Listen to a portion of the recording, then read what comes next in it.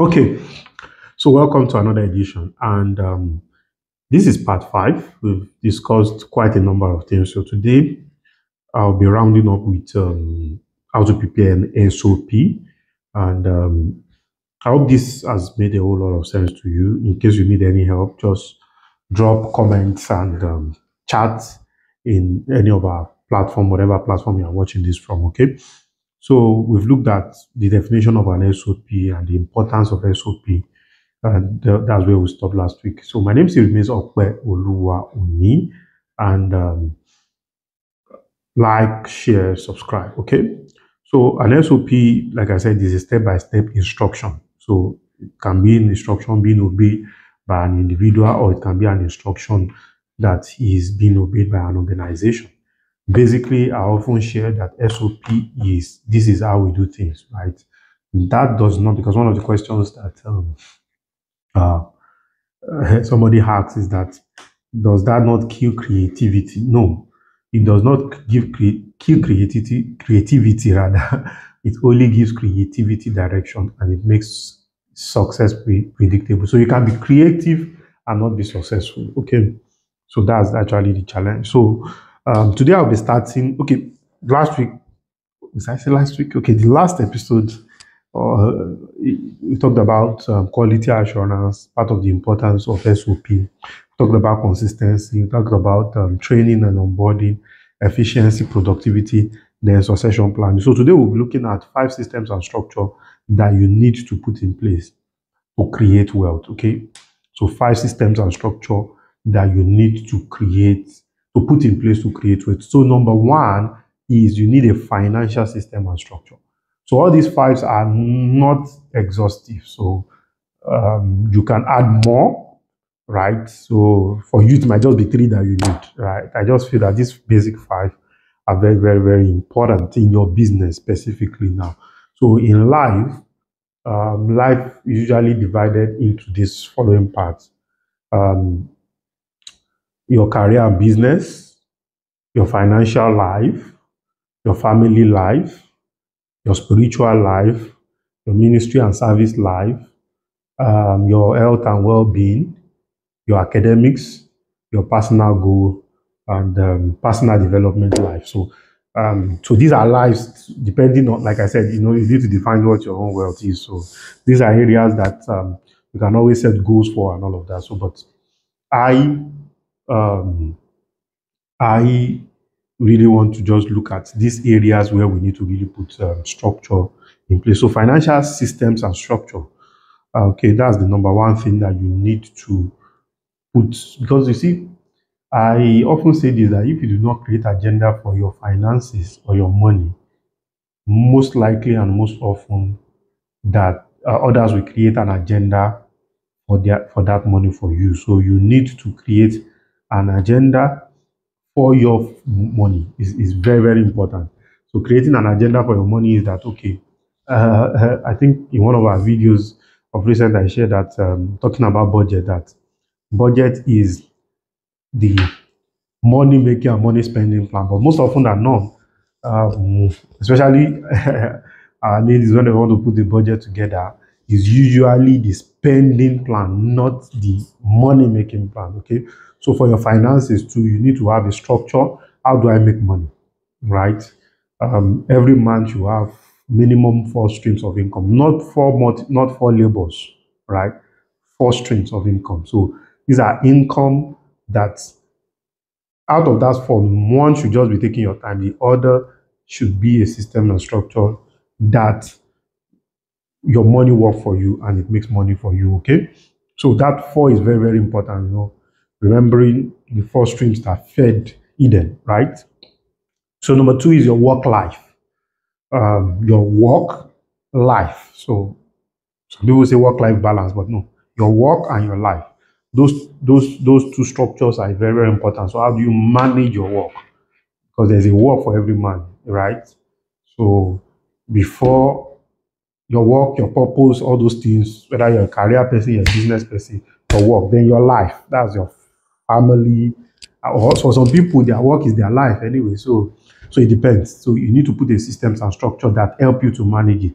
so that you will not suffer burnout, anxiety, stress, and the rest. Okay, so that's very, very important. So number 3 is operational system.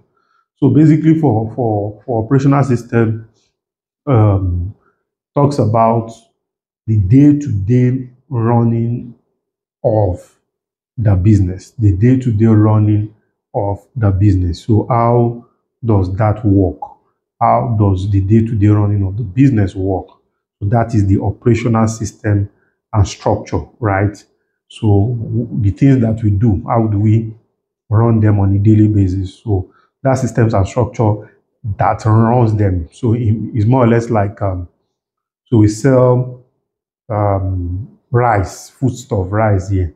So how do we run delivery? How do we run procurement? All those things are operational systems and structure for your business. Okay. Then number 4 is CRM, which is the customer relation management. So how do you manage your customer? Because those are the people that will make you rich. So how do you manage your work customers? So that's very, very important. Then number 5 is your marketing and sales. So how do people know us? How do we know people? How do we take our product to the people? How do we take our product to the market, the route to market? So all these are marketing and sales systems and structure. So systemizing some of these things makes your success very, very predictable. So I think this is these 5 areas are very, very important, and is a response to some of the questions that people have sent to me in the course of this developing or building systems and structure and capacity for wealth creation. So rounding up this very episode, I'm going to run through how to prepare an SOP, and you might not find some of these things the way I explain it in textbooks and all of those things, because I'm going to be talking from somebody that has done it and has done it for 12 years, right? Simple SME SOP preparation. Okay, number 1 is that you need to identify the process that you want to standardize. So you cannot standardize something you are not doing. You can't grow what you have not started. A friend of mine used to say, you need to know the numbers. If you don't know the numbers, you can't grow the numbers. So you need to know what you are doing. If you don't know what you are doing, you cannot develop an SOP for it, right? So you can't develop an SOP for it. In fact, I often, I remember somebody in one of the places I volunteer usually called me Mr. Checklist. Anytime we want to do a program, I just say, can we create a checklist? Can we create what? A checklist. All the time, can we create a checklist? Can we create a checklist? Okay? So number 1, you need to, because this thing must be part of you, right? So you need to identify the process that you want to standardize. You need to identify the process you want to standardize. Very important. Number 2, you need to define the purpose and the scope. Okay, let's say, for instance, the process I want to standardize is how to open office every morning. How do we open office every morning? So that process will start from opening office to closing office. So for instance, maybe a day before you've closed the office, all the light, everything is switched off. So that's you've identified that process. So, but how do we standardize it? That from Mr. A to Mr. Z, everybody can follow that process and open the office the way we open the office and close the office the way we close the office. So the title of that SOP is Office Opening and Closing Procedure. Office Opening and Closing Procedure. So we now need to define the purpose. So the purpose is so that there will be a standard. For instance, now one of our own SOP in this office is that there are 2 staffs. After everybody has left the office, we come and check all the sockets, right? Close all the offices, close all the windows, and put the light into neutral. It's part of our own SOP. So there's a staff there are 2 staffs that do that. So even if the last staff that left the office 10 p.m., they must still come and do the same process. So we always know that this process has been flouted if anybody gets to his office or our office and makes any switch on. That means somebody didn't, even if there's nothing plugged. So that means somebody didn't do his or her own job. Okay, so you define the purpose. So the purpose is we do not want fire outbreak. We do not want things to be left undone. Maybe taps. So the person check taps too. Maybe water run over everywhere is flooded and all of those things. So that's the purpose. They want the office to be closed and be fully closed. Okay. So that's that. Then the scope. So to what extent? So the scope is closing and opening. So that's the scope. So every other thing. So you see, the thing about the SOP is that it's a living document. So as issues happen, incidents happen, it comes to life more and more and more, right? So that's the thing about SOP. So you've identified it, you've defined the purpose and the scope. Number 3 is that you collect relevant information about the process. So when designing SOP, the personnel important are the people that carry out the assignment correctly. They might not be the one to standardize it, but they must be involved in the development because that is what they currently do, right? That is what they currently do. So they must, is a matter of must be involved in the current process, okay? They must be involved in the development of that SOP. So for instance now, how to close the office. So these 2 officers are admin guys and they stay in the office, right? So in developing the SOP for them, we call them, so what are the things you usually do? We write everything down. So you collect relevant information. So the process of writing those processes down is what for collection, okay? You usually wake up, you usually do this, where do you keep key? Where, these are just information in their head. It is not standardized, not documented, cannot be transferred, it cannot be passed on, right?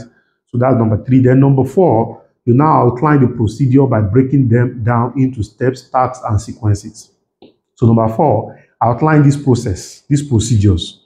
Because you've taken all this information, okay, you now put them into process and procedure. You write them out as a process and procedure.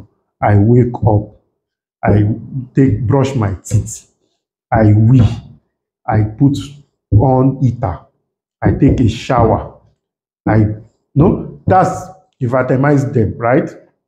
So after itemizing them, what do? You now break them into steps, okay? You've collected the information, you now break them into steps, you now break them into tasks, then you now break them into sequence. So basically what are you doing is that you are now doing step 1, step 2, step 3, step 4, step 5 in a sequential order so that you will not put step 5 in step 1 and somebody reading the document will then be confused, right? Then after doing all of that, you now write it out formally. You now write it out formally. And how will I put it? I remember we're designing an SOP for events. We had an event some time ago, about 5 years ago. It was a mega success. It met all the things we needed to do. So we developed the document. In fact, that document is about 1,000 pages, right?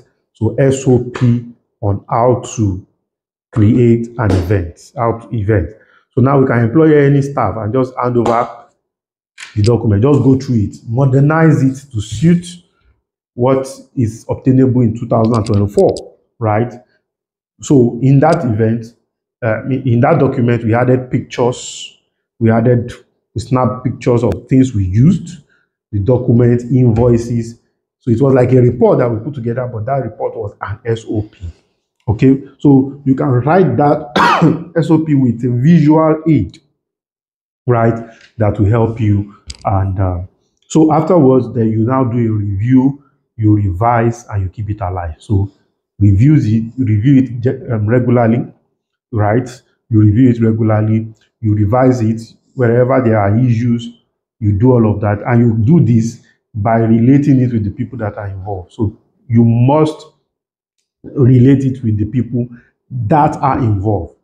Okay, so there should be a general quality assurance meeting or family meeting or stakeholders forum where everybody will come together and will now review the SOP. It can be over a period of time. And if, for instance, now probably you set up an SOP committee. So after the SOP committee that developed the SOP, it needs to still now bring it back to maybe a departmental level. If your staff strength is not too much, bring it to the whole staff so that they can know about it, or you drop it at a collation center where everybody will go through it and they'll drop their thoughts and opinions and all of that. That will help a great deal to keep the document alive. I hope this has made a whole lot of sense to you. My name still remains Okpe Oluwa Oni. So stay inspired. Don't give up. You can win. Don't let anybody tell you that you can't win. That will be all for now.